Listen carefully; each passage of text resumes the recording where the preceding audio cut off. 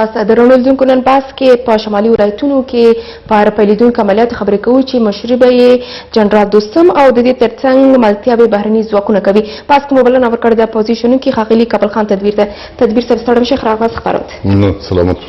تدبیر صاحب پیل به دې وکړو چې روزمره موږ تاسو ته د دې شاهدانو چې په نورو ولایتونو کې هم عملیاتونه دوام لري. دا ځل په شمالي ولایتونو کې د دوستم پر مشرۍ باندې عملیاتونه پیلیدونکي دي. فکر کوئ توپیر څه دی؟ مننه. سلام درنښت تاسو او د شمشاد تلویزیون درنو لیدونکو ته. اصلا تر اوسه پورې دا لا پخه نه ده چې عملیات به د دوستم تر رهبري لاندې وي، ولې داسې انګېرنې شته چې امکان لري دوستم د خپلو ملیشو سره په همدغو عملیاتو کې ګډون وکړي. تاسو ته معلومه ده چې د دغه سره په تړاو د سیمې لویو هېوادونو لکه روسیې او چین هم په همدغه باب باندې اندېښنې ښودلې دي. له یوې خوا زه فکر کوم چې د دوستم د ملیشو تاریخچو ته په کتو سره او له بلې خوا دا چې دی تر اوسه پورې هغه غیر مسؤل وسلوال چې د دوستم د ملیشو تر عنوان لاندې د سره دي او دی د افغانستان د جمهوري ریاست لومړی مرستیال، له هغه نه علاوه د جنبش ګوند مشر، دلته ټول هغه غیر قانوني مسایل یو بل ته لاس سره ورکوي او د افغانستان خلکو ته متاسفانه او نړیوالو ته دغه تشویشونه را ایجادوي چې ولې دوستم د کوم قانوني بنیاد په اساس باندې دوستم په عملیاتو کې برخه اخلي. اوس پوښتنه همدلته پیدا شوې ده تدبیر صاحب چې تر دې وړاندې په جنرال دوستم باندې دغه نیوکه تورونه چلته په مزار کې دوی وسلوالې ډلې لري، هم په شمالي ولایتونو کې ځینې تاقاتونو کې تور پیدا شته. دا چې یو ځل بیا ښاغلی دوستم دلته په دغه برخه کې داخلېږي، دا د ده داخلېدل د جګړو په لیکه کې په څه معنا کېدای شي؟ انګېرنې داسې دي هغه څه چې د سیمې هېوادونه د هغه نه تشویش لري هغه دا دي چې د سیمې هېوادونه داسې فکر کوي چې د داعش او طالبانو د هغه مخالفت په بنیاد باندې چې دوی سره لري او داعش طالب داسې برداشت کوي چې کېدای شي داعش د طالب ځایناستی واوسي او یا دا پروژه نوره د داعش تر عنوان لاندې په مخ بوتلی شي. که چېرته د طالب په ضد باندې عملیات کېږي دا په دې معنا چې روسان او چینایان به د دې تشویش ولري چې دلته زمینه سازي کېږي د دې دپاره چې د طالب ځای داعش ونیسي. او داعش لکه څرنګه چې دا یو افغاني پدیده نه ده، د افغانستان دپاره دا پروژه طرحه سوې نه ده، دا د یو بلې سیمې دپاره چې تاسو په جریان کې یاستئ د افغانستان سلامتیا، د افغانستان بشپړتیا دا هم نه مني او دلته دوی چې حضور لري د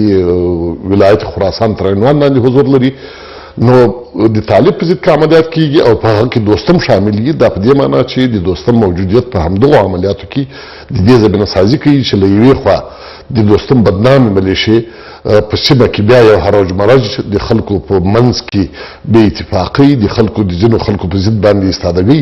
دا وکړي او له بلې خوا واقعا زمینه دې ته مساعده شي چې یو بل څوک د طالب په ځای باندې راشي او په سیمه کې حاکمیت ولري. طالب په نننۍ ځان ته د افغانستان د خپلواکۍ جنګیالی لکه چې پرون مجاهدینو ځان ته ویل او هغه ځان افغان بولي، د افغانستان عنعناتو عرفو ته تر ډېره بریده پورې سر هم ټیټوي،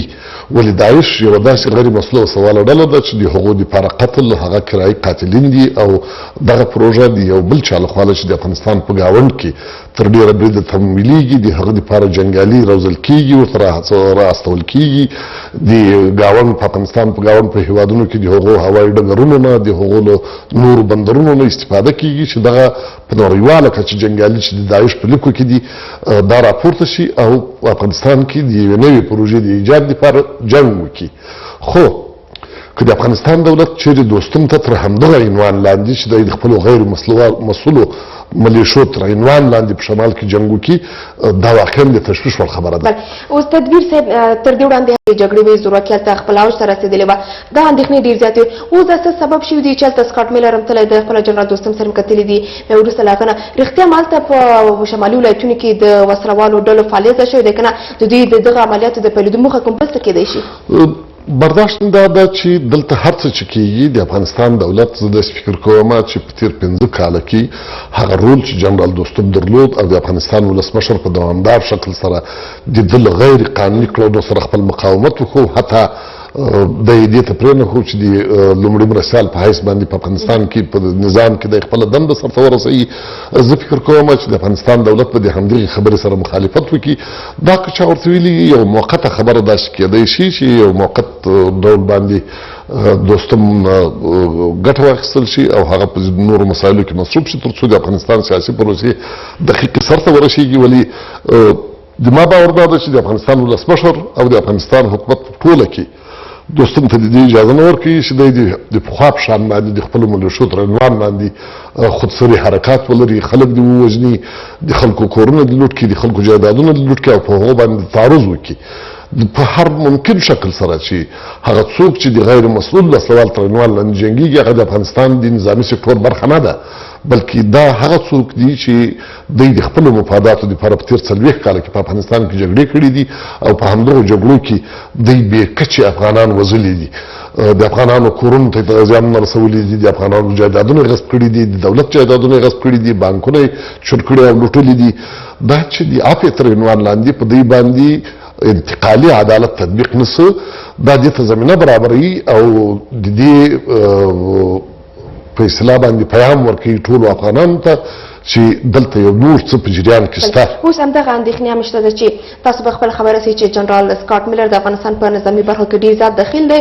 فکر نه کوئ چې دا ځل به د دوستم او د جنرال سکاټ میلر ترمنځ داسې یو څه اختلافي رامنځته شوي چې ګواکې دوی د یو ځای سره عملیاتونه په شمالي ولایتونو کې پیل کړي؟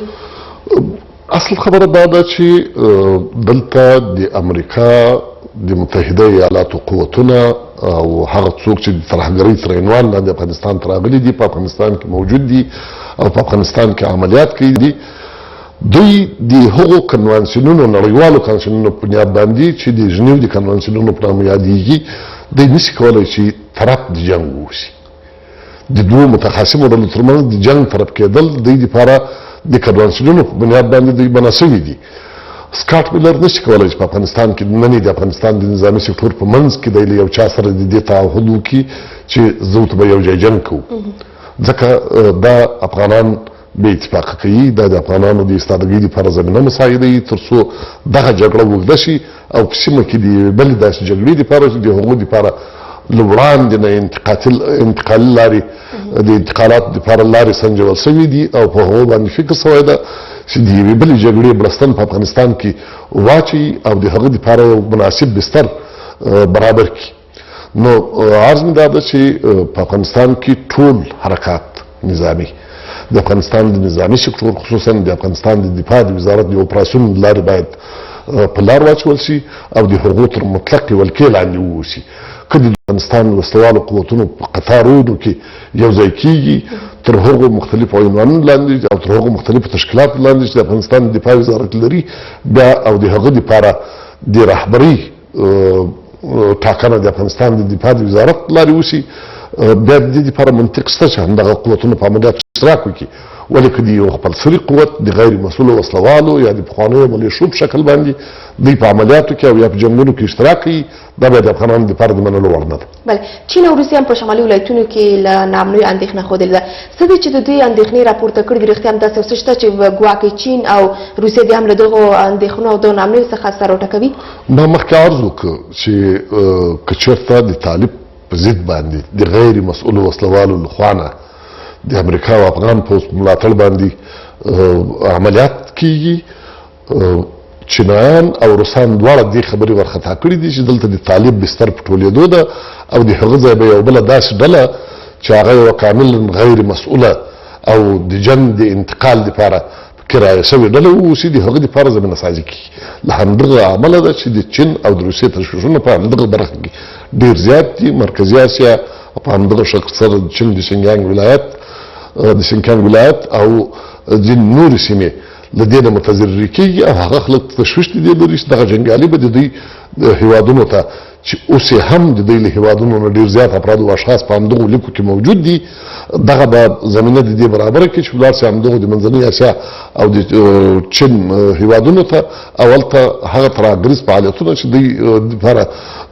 ډیزاین شوي دي هغه سرته ورسوي. بل د دې ډول عملیاتو څرګندونې به په څه ډول وي ځکه چې دوستم سره هغه وفاداره کسان شته او د دې ترڅنګ د بهرني ځواکونه هم له دوی سره ملتیا کوي چې دغه عملیاتونه دې پیل شي. ګورئ د دوستم سره وفاداره کسان چې څوک دي د دوستم سره د هغو موجودیت او د دوستم په لیکو کې د هغو موجودیت دا د یو نظامي ستراتیژۍ له مخې نه دي بلکې دا ټول هغه غلو داړماران او ټول هغه څوک چې د ځان دپاره یې همدغه د عاید یوه ذریعه ګرځولې ده هغه افراد او اشخاص د دوستم په شاوخوا راټول دي په افغانستان کې د ټولو ملي پروژو په مخالفت کې درېدلي دي او درېږي دا 22 کاله د افغانستان خلک د دوی له لاسه په وینو کې لمبېږي د دغو کسانو جلوګیري باید د افغانستان په 2001 کال کې په افغانستان کې د یو نظام رامنځته کېدو سره یو ځای باید مخنیوی شوی وی چې په تعصب سره د هغه وخت حکومت ونه کړ ولې اشرف غني په شروع د خپل دورې کې د همدغو خلکو په ضد باندې کله چې دوستم لومړی مرستیال سو بیا ولاړ د په شمال کې عملیات شروع کړو د اشرف غني له کلک غبرګون سره او حتی تر دغې کچې پورې ورسېده چې دا بیا د افغانستان د باندې وسوړل شي. نن هم زه فکر کوم چې د افغانستان دولت او د افغانستان نظامي سکتور باید په هماغه چوکاټ کې له دوستم سره برخورد ولري د غیر وسلوال باید ټول بې وسلې شي. د قانون له مخې تدبیر صاحب څومره دا سم کار دی چې لا هم په جنرال دوستم باندې دغه تور ورسه چې هغه خپله په ولایتي شمالي ولایتونو کې زورواکي چلوي رښتیا هم دا قانون سره سم کار دی چې دوستم چې لا هم تورن دی هغه به شمالي ولایتونو کې عملیاتونه پیل کړي د امن کېدو لپاره. قطعا دوستم یو له هغو مشهورو قاتلونو نه ده چې د افغانستان د زرهاو انسانانو د قتل مسؤلیت په غاړه لري. دوستم سره باید د قوانینو په چوکاټ کې لومړی دی بې وسلې شي وروسته له هغه که چېرته ده ته عفوه هم کېږي یو معتبره مرجع باید دا عفوه د دوستم په ادرس باندې وکړي. دوستم باید له دغو خودسریو نه چې دی په شمال کې د ټولو هغو نورو قومونو که هغه ترکمن دي که تاجک دي که پښتانه دي که هزارګان دي د هغو په ضد باندې چې دی کوم حرکات لري د ده د حرکاتو مخنیوی باید وشي. د اوس دپاره دوستم د ما برداشت دا داسې د اوس دپاره دوستم کېدی شي د یوې موقتې حربې په حیث باندې استعمال شي ولې وروسته به موږ وګورو چې د افغانستان خلک له ده سره خپل حساب وکړي. بل تدبیر صاحب که درته وي چې په شمالي ولایتونو کې طالبانو سربېره نور داسې کومې وسلوال ډېر شته چې هغوی فعالیت کوي او د منځني اسیا چین او روسیې ته ګواښ پېښېدلی شي. ګورئ د افغانستان د دولت د اظهاراتو مطابق په افغانستان کې 23 یا 24 وسلوالې ډلې جنګېږي چې په هغه کې مطلق اکثریت د پنجاب تربیه شوې ډلې د کشمیر دپاره تربیه شوې ډلې او د مرکزي اسیا دپاره هغه اوږدې جنګي پروژې چې د افغانستان نه بلکې له ګاونډ نه هم د باندې طرح او ډیزاین کېږي د هغو موجودیت هغه لارې چې د افغانستان کې د کونړ نورستان او نور د رول لارې د افغانستان شمال ته ځي او یا د بدخشان د خوستک دره ده چې د همدغې لارې نه ډېر پخوانه د افغانستان معدنونه قاچاق کېږي او په همدې شکل سره غیر مسؤل وسلوال له همدغې لارې نه راځي د افغانستان شمال نه هم نه کوي. دغه لارې ټول د دوی په خدمت کې دي او د افغانستان وسلوال قوتونه او د افغانستان هغه قوتونه چې په افغانستان کې د نظام د پلوي او د قانون د تطبیق په خاطر باندې کار کوي هغه که د افغانستان کې دننه یو که له افغانستانه د باندې زه فکر کوم چې د دوستم ملیشې یو له هغو عوامل نه دي چې د دوی دپاره زمینه د دې مساعده وي چې دوی په هغو کې ځان سطر اخفا کړي. بله لکه څنګه چې روسیه او چین دوی اندېښنه ښودلې ده چې چېرې دغه عملیات پیلېږي روسیه او چین به ډاډه شي چې کوم وسلواله ډلې چې په شمالي ولایتونو کې د دغه وسلواله ډلې به وځپل شي. زه فکر کوم چې د عملیاتو د فیل موضوع دلته به په یو طرف د جنګ باندې ډېر زیات فشار واچول شي. هغه څوک چې د افغانستان له دولت سره مخالفت کوي هغه څوک چې له داعش سره مخالفت کوي هغه څوک چې له نورو نړیوالو هغو ترهګرو ډلو سره چې هغه په افغانستان کې حضور لري د هغو د مخنیوي په خاطر به هغه کسان چې د ازادۍ دپاره د جنګ تر عنوان لاندې راوتلي دي هغوی به وځپل شي د هغوی وجود به کمزوری شي او زمینه به دې ته مساعده شي چې دوی ځای یو بل څوک ونیسي. تدبیر صاحب رښتیا هم په افغانستان کې دومره پیاوړې وسلوالې ډلې شته چې ګواکې هغه منځني اسیا هېوادونو ته چین ته روسیې ته او داسې نورو نړیوالو سیمه ییزو هېوادونو ته خطر پېښ کړي؟ نه خیر په افغانستان کې نشته ولې د افغانستان ګاونډ کې همدغه ډلې جوړېږي تربیه کېږي د هغو دپاره تربیوي مرکزونه موجود دي. تاسې ولیدل هندوستان نه د پاکستان د کشمیر سیمه بمبارد کړه، هلته مرکزونه چې په هغه کې ترهګر روزل کېدل هغه یې بمبارد کړل. او نن هم په همدغه مبارزه کې هندوستانیان هم د دوی سره په کشمکش کې دي. ولې د افغانستان په ګاونډ کې د افغانستان د ګاونډ لکه څرنګه چې په تېر 45 کاله کې دوی د یوې داسې پروژې چې د هغه نه دوی دوامدار عاید اخیسته او دوی پرې تغذیه کېدل، دوی نن هم د عملا د پاکستان اردو د ایران سپاه پاسداران دا عملا د همدغو افرادو اشخاصو په تمویل د هغو په تربیې او د هغو په رالېږلو باندې افغانستان ته مصروف دي. دغه ټول قوتونه په افغانستان کې وجود نه لري، ولې افغانستان د باندې د افغانستان په ګاونډ کې دوی روزل کېږي، دوی د روزنې دپاره ځایونه لري. تاسې ولیدل چې د پاکستان پوځ په وزیرستان کې ډېر بې رحمه عملیات وکړو، هغه د ټول هغه څه په ضد باندې چې د پاکستان کې دننه د خپل ازادۍ لپاره د خپل د پاکستان د حکومت په مقابل کې دوی د عدالت غږ پورته کاوه، هغه ټول وځپل شول، عام انسانان عام خلک بې کورونه شول، وځپل شول. او یوازینی علت دا و چې دلته زمینه د دې لپاره مساعده شي چې نورې ډلې هغه څوک چې نړیوالو ترهګرو ډلو نه پاکستان ته راځي دوی باید هغه همدلته تربیه کړي او بیا یې افغانستان ته ورسي. تدبیر صاحب، وروستۍ پوښتنه په توګه باندې د وسوال ډلو ځپلو لپاره د دې ډول عملیاتو پیلېدل څومره یو ښه چانس او ښه فرصت دی؟ زه فکر کوم چې که چېرته دغه عملیات دقیق طرح او ډیزاین نشي، د هغو کومکي قوتونو چې د امریکایانو تر عنوان لاندې دلته چې حضور ولري او د افغانستان نظامي سکتور په هغه باندې مکمل حاکم ونوسي، دا په عوض د دې چې ګټه ورسوي دا به نورې غمیزې رامنځته کړي. ولې که چېرته د افغانستان دولت د وسلوالو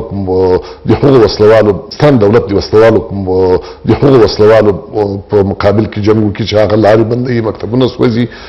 خلک د عامه ګټو په ضد باندې جنګېږي، د هغو په ضد باندې دغه عملیات باید د افغانستان د قوانینو په چوکاټ کې د دفاع وزارت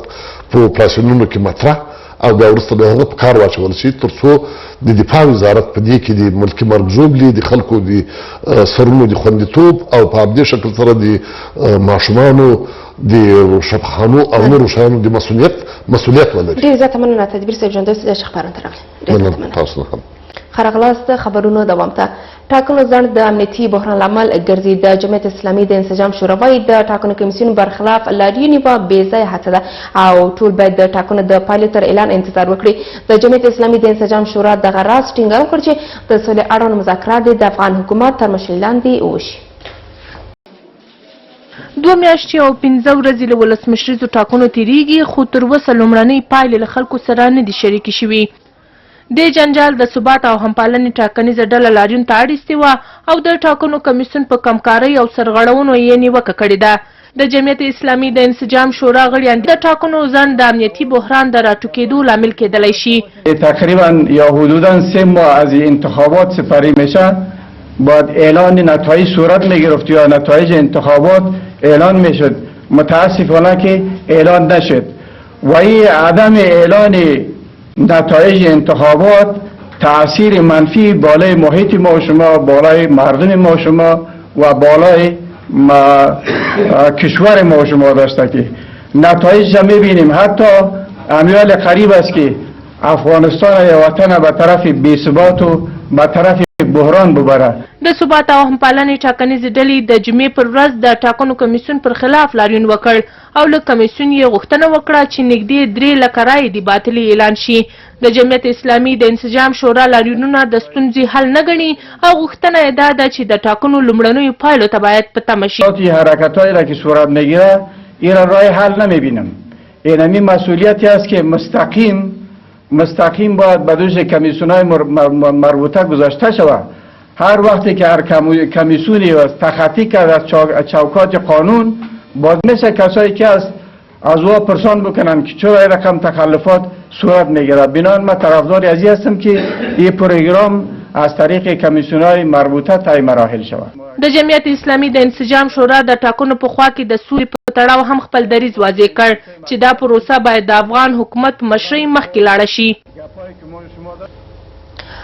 د اداري فساد پر وړاندې د درنو جرمونو عدلي او قضایي مرکز د خوست پخوانی ښاروال د خپلې دندې څخه په ناوړه ګټه اخیستنې په تور په 11 میاشتو تنفیذي باند محکوم او پخوانی والي حکم خان حبیبي برات ترلاسه کړ. د خوست په پخوانی والي ښاروال او د ښاروالۍ په 3 مامورینو تور و چې شاوخوا 9 میاشتې ښاروال د والي په امر شخصي پیسې مصرف کړي دي. حکم خان حبیبي د تورونه بې اساسه وبلل چې ګواکې د ده په امر دې مصرف شوي وي. په دغو 3 مامورینو کې عصمت الله په 12، محمد الف په 14 کلونو په تنفیذي باند محکوم شول او د ابتدایي محکمه و چې د استیناب غوښتنه کولی شي. هیچ مامور دولت مکلف نیست که اوامر غیر قانونی امیر خود قبول نماید. این قبول داریم. بناهن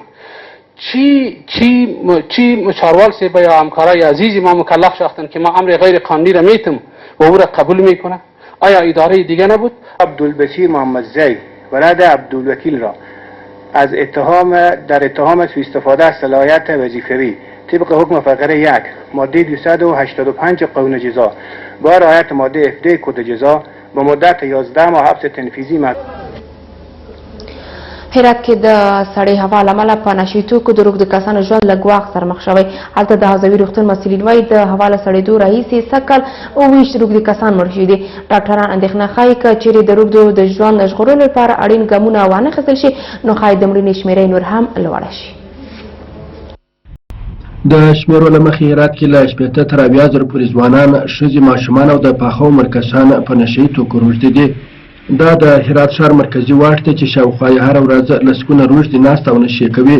دې ولایت کې هر کال د هوا په سړېدو سره ګڼ شمېر روږدي مري. شروع ماه میزان سال روان تا فعلا که تقریبا 2 ماه و 10 روز میشه و نسبت سردی هوا مجموعاً به تعداد 27 فوتی معتادین از نکات مختلفه شهر هرات یا اطراف هرات به شفاخانه منتقل شده. هغه اندېښنه ښیي که چیرې د روږدو د راټولولو او ساتنې لپاره ځانګړی ځای جوړ نه شي د مړینې شمېر به یې نور هم لوړ شي. روږدي د پولیسو او ښاریانو د بد چلند څخه شکایت کوي او ټینګار کوي که چیرې د درملنې لپاره مرکز جوړ شي